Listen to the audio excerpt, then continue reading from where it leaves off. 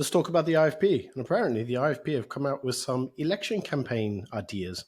It's the first time we're actually getting a glimpse of what an actual party manifesto of the IFP might actually look like.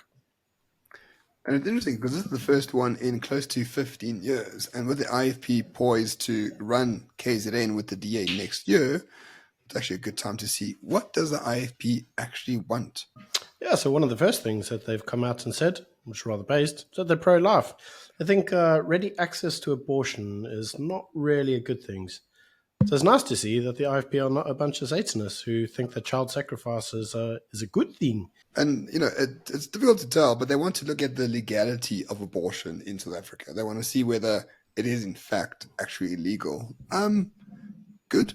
I don't think abortion should be legal, personally speaking. I suspect Byron doesn't believe that either.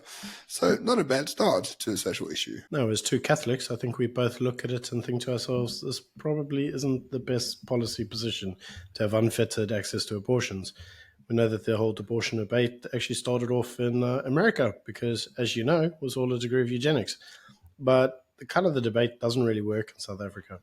To a different degree, the problems that we find with planned parenting in South Africa is, as you know, it's one of jobs, right? I mean, we obviously grow a population and we don't really have the surplus jobs for the individuals, which is why the IFP have an idea on how they're going to actually combat this. And this is they want to make education free.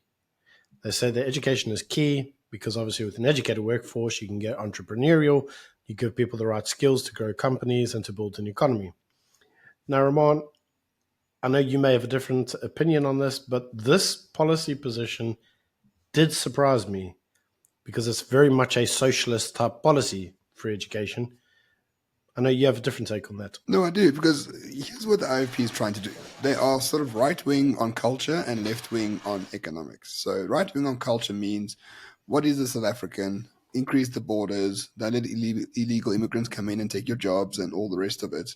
Now that we have defined what a South African is, what are the benefits of being a South African?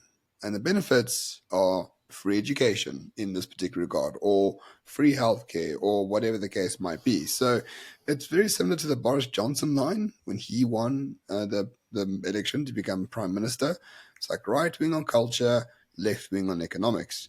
Define who you are. What are the benefits of who you are? And I think that's where the IFP is going with it. I'm not a free market guy that says, the market can solve every single problem in the world.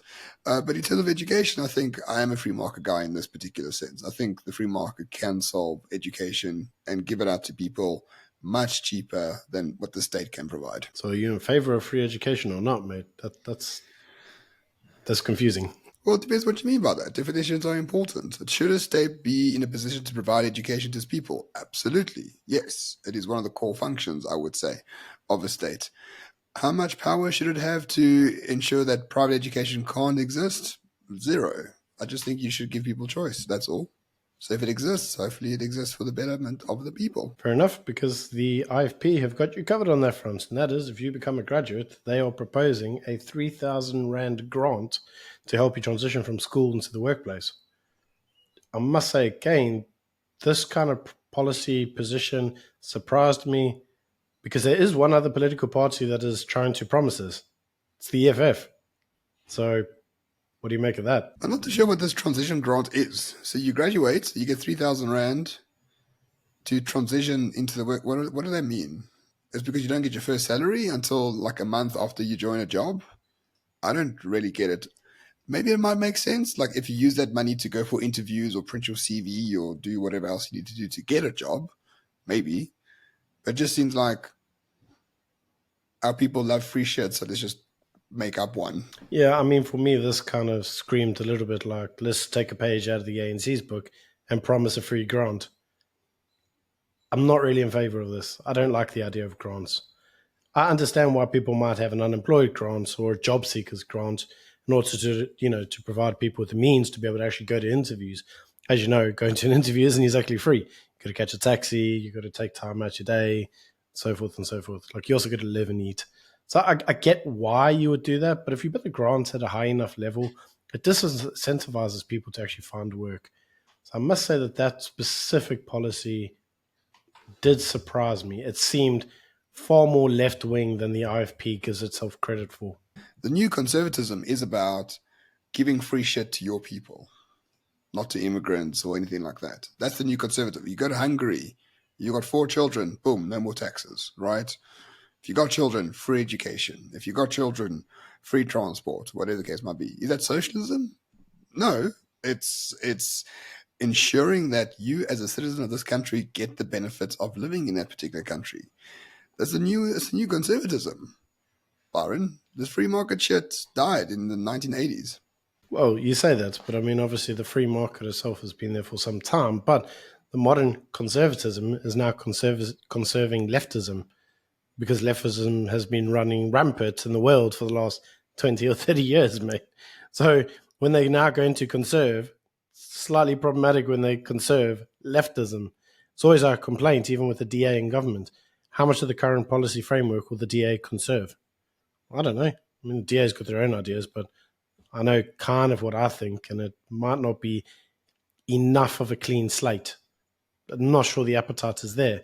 That being said, the IFP holds itself out to be completely opposite from the ANC and the EFF.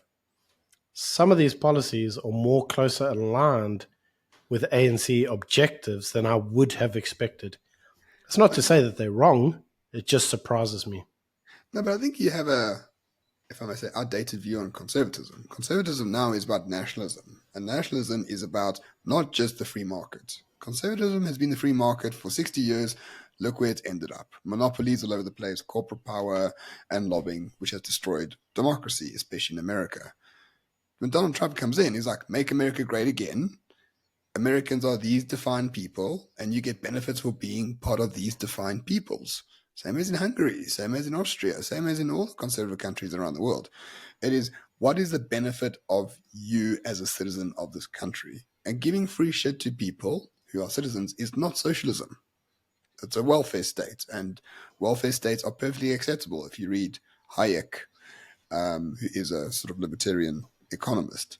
So I think we need to sort of look at it in that way rather than think, okay, a grant or the NHS or that sort of stuff is socialism. It's not really socialism. It's welfare. And to me, there's a big difference between controlling the economy centrally and sort of giving out welfare. So the final thing that the IFP are proposing is the devolution of different government responsibilities to local people.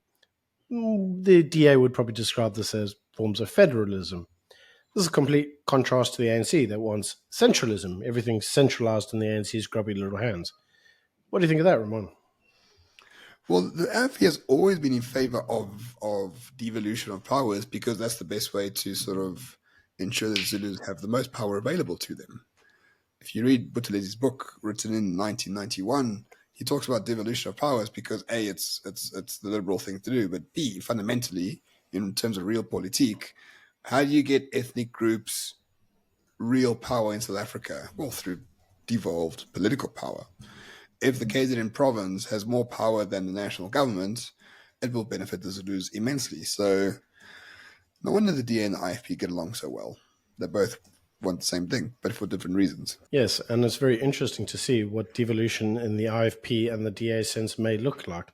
What they certainly look like is a more fractured South Africa that actually becomes a more united South Africa, becomes united not in a central kind of overall arching control, but an essential idea of what it actually means to be South African, the idea of the nationality of South African.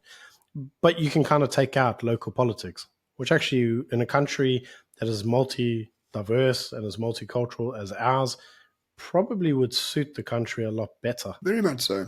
And then just the last thing they said on international policy, they want a two-state solution in Israel, and they condemned Hamas. The first one, I think, is impossible. The second one, I'm very happy that they have done so. So, I mean, overall, as a manifesto for the IFP, I give it 7 out of 10 in terms of it befitting my views. I will happily vote for the IFP based on this manifesto. Much more than many other parties, at least. Yes, it's important to also understand that this is not actually their policy manifesto. It's just them saying, when we do our policy manifesto, this is the kind of things that we think about. This is the kind of policies that we will be adopting. So as I said at the start of the video, it gives us a good idea as to what the IFP are going to stand for. Let us know in the comment section below. What do you think of the IFP's suggestions on policy positions? Do they match with your expectations? Or are they good enough and strong enough that you'd want to vote for them? Let us know in the comment section below.